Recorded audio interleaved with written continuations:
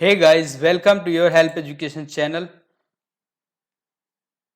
आज हम समझने वाले हैं एक्सेस में फॉर्म क्रिएशन और फॉर्म क्रिएशन के साथ में एक्सटर्नल सोर्सेज से जैसे एक्सेल से या शेयर पॉइंट से डेटा को इंसर्ट करना। तो डेटा को कैसे हम अपने वर्तमान डेटाबेस में ला सकते हैं। तो फिलहाल हमने एक डेटाबेस खोल लेना है। जो आपका एग्जिस्टिंग डेटाबेस है आप उसको ओपन कर लीजिए, और यदि आप एक नया डेटाबेस क्रिएट करना चाहते हैं तो फाइल पे जाकर के न्यू पर क्लिक कर दीजिए या कंट्रोल एन का प्रयोग आप कर सकते हैं। यहां पर मैं एक नई टेबल क्रिएट करना चाहता हूं तो क्रिएट पे जाऊंगा, और क्रिएट पे जाने के बाद आपको टेबल पे क्लिक कर देना है। एक नई टेबल क्रिएट हो जाएगी। लेकिन अभी हम समझने वाले हैं एक्सटर्नल डेटा। तो आज एक्सटर्नल डेटा को लेकर के एक नई टेबल क्रिएट करेंगे, फिर उस पर फॉर्म क्रिएट करेंगे। तो चलिए शुरुआत करते हैं। सबसे पहले हम एक्सटर्नल डेटा टैब पर क्लिक करेंगे। एक्सटर्नल डेटा टैब पर क्लिक करने के बाद आप एक्सेल पे, अगर एक्सेल से आप डेटा लाना चाहते हैं, अगर एक्सेस की किसी दूसरी फाइल से या दूसरे डेटाबेस से डेटा को आप एक्सेस में लाना चाहते हैं तो आप एक्सेस पे क्लिक करेंगे। अगर ओडीबीसी डेटाबेस को लाना चाहते हैं तो ओडीबीसी विकल्प पर क्लिक करेंगे। कोई टेक्स्ट फाइल में कॉमा सेपरेटेड डेटा है तो आप उसको ला सकते हैं। फिलहाल मैंने क्लिक कर दिया एक्सेल पे, क्योंकि अभी आपको बताने वाला हूं एक्सेल से डेटा को कैसे हम एक्सेस टेबल में ला सकते हैं। तो हमें सिलेक्ट कर लेना है एक्सेल, और फिर फाइल नेम के आगे ब्राउज करेंगे उस फाइल को जो हमने टेबल के रूप में तैयार कर रखी है एक्सेल में। फाइल ओपन करेंगे और फिर जाएंगे हम उस ड्राइव पर जिस पे आपने उसे सेव कर रखा है। फोल्डर ओपन कर लेंगे, फाइल को सिलेक्ट कर लेंगे, एंड देन अगला स्पेसिफाई आपको करना पड़ेगा कि आप किस डेटाबेस में आप इसे स्टोर करना चाहते हैं। Import the source data into a new table या अपेंड अ कॉपी। तो हमें एक न्यू टेबल क्रिएट करनी है, तो न्यू टेबल वाले रेडियो बटन को आप सेट कर देंगे और ओके बटन पर क्लिक कर दीजिएगा। ओके बटन पर क्लिक करते ही एक नई टेबल के लिए यहाँ पे कुछ विजार्ड आएंगे, कुछ विंडोज आएंगे जिसमें आपको स्पेसिफाई करना होगा सीट वगैरह को। चूंकि इसमें एक ही सीट क्रिएटेड थी इसलिए यहाँ पे first row contains column heading आप टिक कर दीजिएगा यदि आपकी टेबल में कॉलम्स की फील्ड्स दी हुई हैं, और यदि फील्ड्स या रो कॉलम हेडिंग्स नहीं दी हैं तो फिर आप इसे अनटिक कर दीजिए। तो अनचेक करने के जगह हमने इसको कर दिया चेक, और नेक्स्ट पर क्लिक कर देंगे।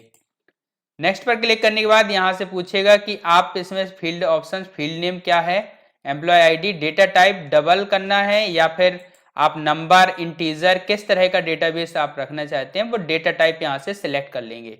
तो मैंने यहाँ पे इंटीजर टाइप का डेटा सिलेक्ट कर दिया है। इंडेक्स्ड करना है यस या no, yes no duplicates and no do not import field, तो स्किप कर सकते हैं इसको, एंड नेक्स्ट पर क्लिक कर देंगे।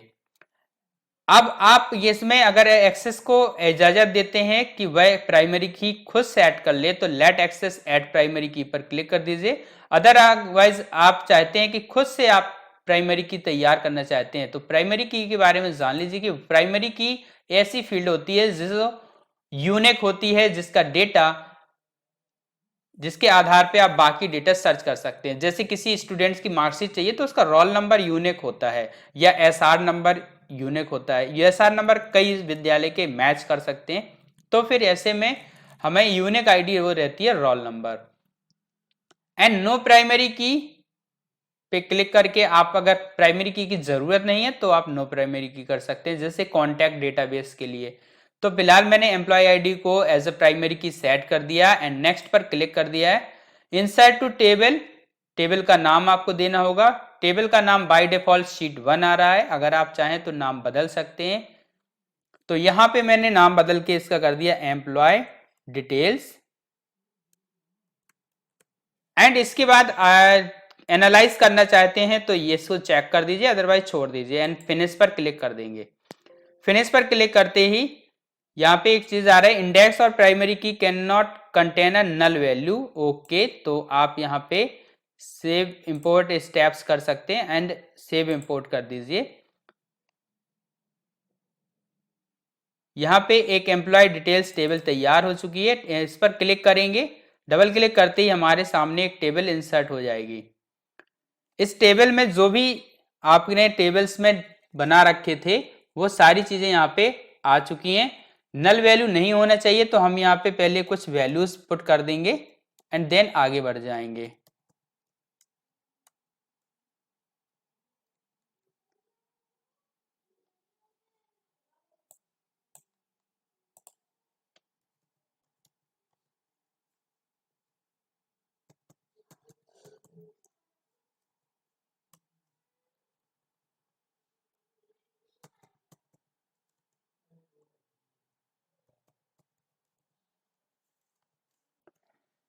इतना करने के बाद अब हम इस पे बनाएंगे एक फॉर्म, जिससे कि हम फॉर्म पे इसको विजुलाइज कर सकें। तो हम चेक करेंगे, क्रिएट पे क्लिक करेंगे और क्रिएट पर क्लिक करने के बाद फॉर्म पे जाएंगे और फॉर्म पे क्लिक करेंगे तो आप देखेंगे कि इससे रिलेटेड एक फॉर्म तैयार हो जाएगा बाय डिफॉल्ट।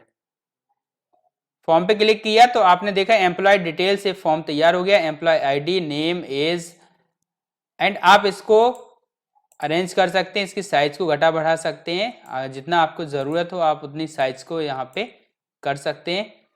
तो ये था बाय डिफॉल्ट फॉर्म, और इसको अगर आप चेंजेस करना चाहते हैं तो इसे खोल लेंगे हम डिज़ाइन व्यू में।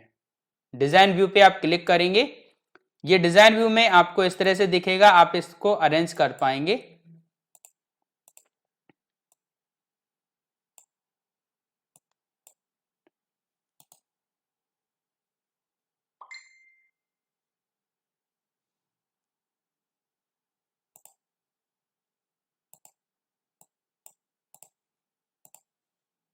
इतना करने के बाद ये तो हो गया हमारा एक तरह से डिजाइन व्यू में। और इस पे नया फॉर्म क्रिएट करना चाहते हैं तो फिर से क्रिएट पर क्लिक करेंगे। फॉर्म क्रिएट करने के लिए हमने एक फॉर्म की प्रॉपर्टी शीट पे इसकी प्रॉपर्टीज को देख सकते हैं। तो नेम, यहाँ पे डिटेल्स है, फॉर्म का नाम details, visible yes, background colour पे जा करके हम यहाँ से बैकग्राउंड कलर चेंज कर सकते हैं। आप चाहें तो 3 डॉट्स पर क्लिक करके भी कलर को अपने हिसाब से चेंज कर सकते हैं। अल्टरनेट बैकग्राउंड कलर में दूसरा कलर आ जाएगा। एंड इसके बाद हम जाएंगे ऐड एग्जिस्टिंग फील्ड्स पे, यहाँ से सभी टेबल्स को शो करा लेंगे और इसमें से हमें जिस टेबल से डेटा चाहिए उस टेबल को हम प्लस पे क्लिक करके एक्सपेंड कर देंगे और प्रत्येक फील्ड को हम उठा करके यहाँ पे पिक करके रखते जाएंगे और बढ़िया से इसको सेट कर देंगे। Employee ID, employee name, and यहाँ पे फोटोज की जी जरूरत हो सकी तो फिर यहाँ पे हमने इसको थोड़ा सा दूरी पे रख दिया है इस तरह से। और ये नेम, एम्प्लॉय आईडी को भी हमने यहाँ से मूव करा के बिल्कुल इसके सीध में एक जैसा रख दिया है। एंड नेक्स्ट है एज, एज को हम फिर से पिक करेंगे और उठा करके यानी पिक एंड ड्रॉप के माध्यम से इधर पे रख देंगे। डेजिग्नेशन को भी आप सेट कर सकते हैं एंड डिपार्टमेंट भी आप सेट कर सकते हैं। तो इस तरह से आपने ये फील्ड सारी की सारी सेट कर लेना है। एड्रेस पे आप चूंकि ये डेटा बड़ा हो सकता है तो इसको आप और बड़ा फील्ड तैयार कर सकते हैं। एज स्टेट, स्टेट के लिए आप यहाँ पे इसे सिलेक्ट कर सकते हैं।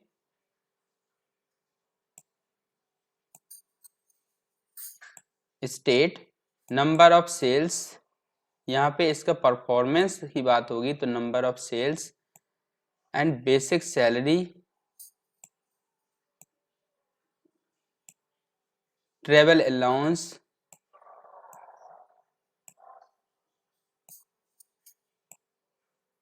डीए।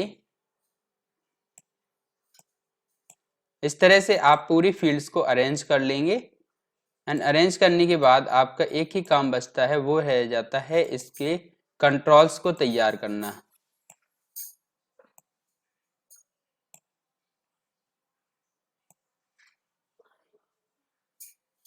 इंसेंटिव, बोनस,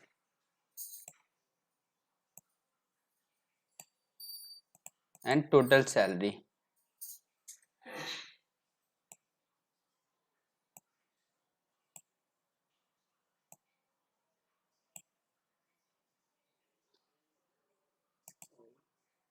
इसके बाद के रह जाएंगे डिडक्शन। डिडक्शन के लिए भी हम यहाँ पे कंट्रोल्स दे देंगे, तो ईपीएफ, इसको डिजाइन करने का काम आप कर लीजिएगा। अदर डिडक्शन एंड नेट पे।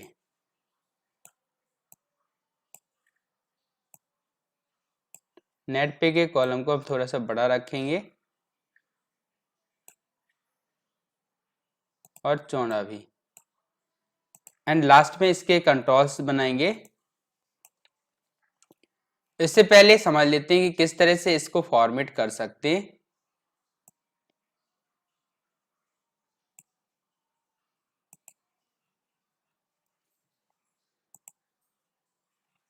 तो हमने यहाँ पे एक एक फील्ड को सिलेक्ट कर लेना है। जैसे हमने इसको सिलेक्ट किया और इसकी प्रॉपर्टी सीट पे जाएंगे और इसके फोरग्राउंड एंड बैकग्राउंड कलर को बदल लेंगे। तो हमने यहाँ पे गए फोरग्राउंड कलर पर, फोर कलर, और यहाँ पे कलर पे सिलेक्ट कर लेंगे।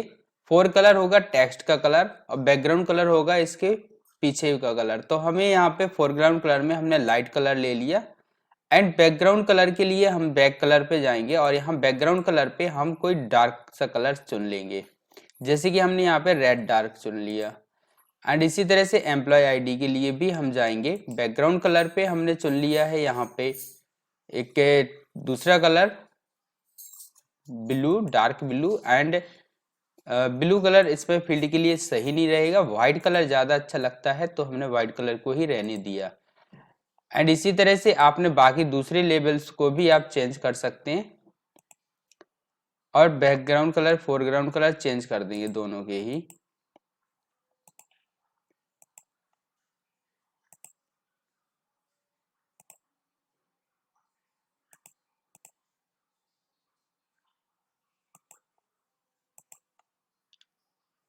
तो इतना करने के बाद आप ये सारी चीजें कर लेंगे।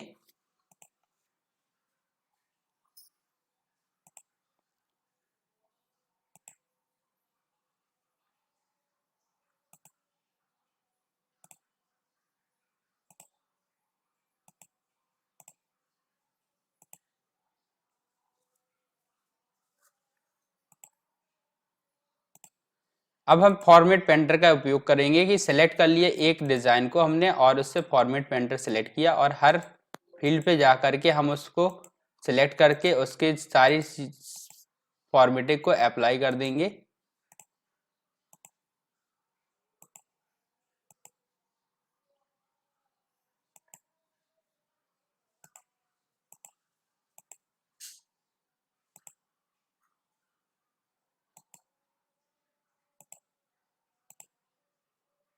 हमें बस फॉर्मेट पेंटर पे क्लिक करना है बार बार और इस फील्ड पे आकर के क्लिक कर देना है। तो जो भी आपने पहली फील्ड पे अप्लाई किया था आप बार बार उसे हर फील्ड पर अप्लाई कर सकते हैं।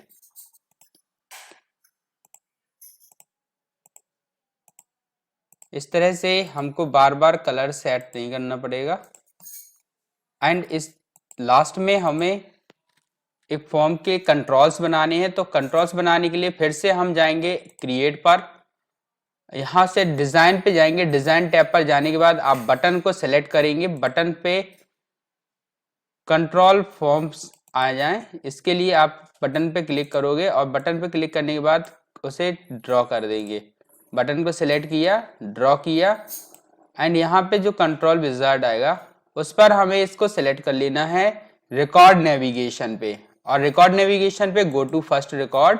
तो इससे हम पहले रिकॉर्ड पर जा सकेंगे। यहाँ पे पिक्चर ही सेट रहने देंगे और नेक्स्ट पर क्लिक करके कमांड 18 जो इसका नाम आ रहा है वो नाम रहने देंगे। एंड नेक्स्ट फिर से जो है दोबारा से क्लिक करेंगे और एक हम बनाएंगे लास्ट के लिए। तो हमने एक बटन क्रिएट किया और यहाँ पे रिकॉर्ड नेविगेशन पे गो टू लास्ट रिकॉर्ड पे क्लिक कर दिया एंड नेक्स्ट नेक्स्ट करके इसे फिनिश कर देंगे। तो इस तरह से हमारा एक फर्स्ट के लिए और एक लास्ट के लिए रिकॉर्ड नेविगेशन हेतु कंट्रोल्स तैयार हो जाएंगे। फिर हम क्लिक करेंगे और एक दूसरा बटन तैयार करेंगे जो कि होगा हमारा go to next previous record के लिए। इसको भी हम फिनिश कर देंगे एंड एक और बटन बनाएंगे जो होगा नेक्स्ट बटन के लिए, यानी नेक्स्ट पेज पे जाने के लिए। तो रिकॉर्ड नेविगेशन में गो टू नेक्स्ट रिकॉर्ड पर क्लिक करेंगे और यहाँ पे इसको भी तैयार कर देंगे। एंड इसके बाद फिर एक बटन बनाएंगे जो कि होगा हमारा इसमें रिकॉर्ड को फाइंड करने के लिए। तो रिकॉर्ड नेविगेशन में ही फाइंड नेक्स्ट या फाइंड रिकॉर्ड, तो हम यहाँ पे फाइंड रिकॉर्ड पर क्लिक कर सकते हैं। और यदि आप इनको नहीं चाहते हैं तो रिकॉर्ड ऑपरेशन पे जा करके यहाँ से हम सेव रिकॉर्ड को यहाँ पे इंसर्ट कर लेंगे। यहाँ हम चाहते हैं टेक्स्ट को लाना, तो सेव रिकॉर्ड टेक्स्ट पे सिलेक्ट कर लेंगे एंड नेक्स्ट पर क्लिक करके इसको फिनिश कर देंगे। तो यहाँ पे एक सेव रिकॉर्ड बटन तैयार हो जाएगा। और इसके बाद हमें बाकी भी बटन चाहिए हैं, जैसे सेव के बाद डिलीट या न्यू, ऐड न्यू, तो हमने यहाँ पे क्लिक कर देना है। और एक बटन और क्रिएट करेंगे जिससे कि ऐड न्यू बटन होगा। और यहाँ पे हम रिकॉर्ड पे रिकॉर्ड ऑपरेशंस पे जाएंगे और यहाँ सेव रिकॉर्ड की जगह पे हमें ऐड न्यू रिकॉर्ड पर क्लिक कर देना है। नेक्स्ट पर क्लिक करेंगे और यहाँ से भी टेक्स्ट पर क्लिक करेंगे और ऐड रिकॉर्ड लिख करके नेक्स्ट पर क्लिक कर देंगे। तो यहाँ पे एक ऐड रिकॉर्ड बटन तैयार हो जाएगा। एंड इसके बाद आता है एक रीसेट या डिलीट करने के लिए बटन, तो हमने यहाँ से सिलेक्ट कर लेना है और एक और बटन तैयार कर देंगे। रिकॉर्ड ऑपरेशन पे जाएंगे और यहाँ से प्रिंट रिकॉर्ड के लिए हम कर सकते हैं, तो प्रिंट रिकॉर्ड और फिनिश कर देंगे। टेक्स्ट पे जाएंगे, फिनिश करेंगे। इस तरह से ये प्रिंट रिकॉर्ड का भी एक बटन तैयार हो जाएगा। अब बटन को सेट करने का काम करना है, जैसे कि इसकी डिजाइन करने का काम। तो हमने यहाँ पे सिलेक्ट कर दिया, इनको मूव करा देंगे ताकि ये सब प्रॉपरली अरेंज हो सके।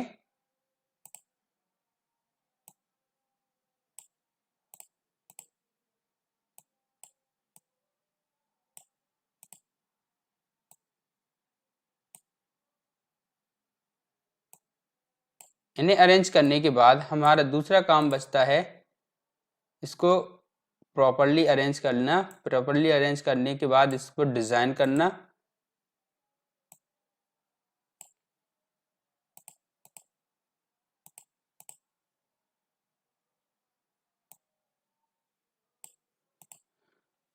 इनको अरेंज करने के बाद अभी एक रह गया है डिलीट का ऑप्शन, तो डिलीट के लिए भी हमने यहाँ पे सिलेक्ट किया और ये एक और बटन तैयार किया। और फिर से हमने हमारे रिकॉर्ड ऑपरेशंस पे और यहाँ पे डिलीट रिकॉर्ड बटन को भी यहाँ नेक्स्ट करके हम तैयार कर देंगे। तो यहाँ पे टेक्स्ट की जगह पे पिक्चर ही रहने दें या टेक्स्ट पे सिलेक्ट कर लिया, नेक्स्ट पे क्लिक किया और फिनिश पे क्लिक कर देंगे। तो यहाँ पर ये बटन तैयार हो जाएंगे। इनको हम देखते हैं, व्यू पे जाएंगे और फॉर्म व्यू पे क्लिक करके हम देखेंगे कि किस तरह से ये प्रदर्शित होगा। तो आप देख रहे हैं कि यहाँ पे एम्प्लॉय डिटेल आ रही है। जब हम इस पे नेक्स्ट पे क्लिक करेंगे तो एक नया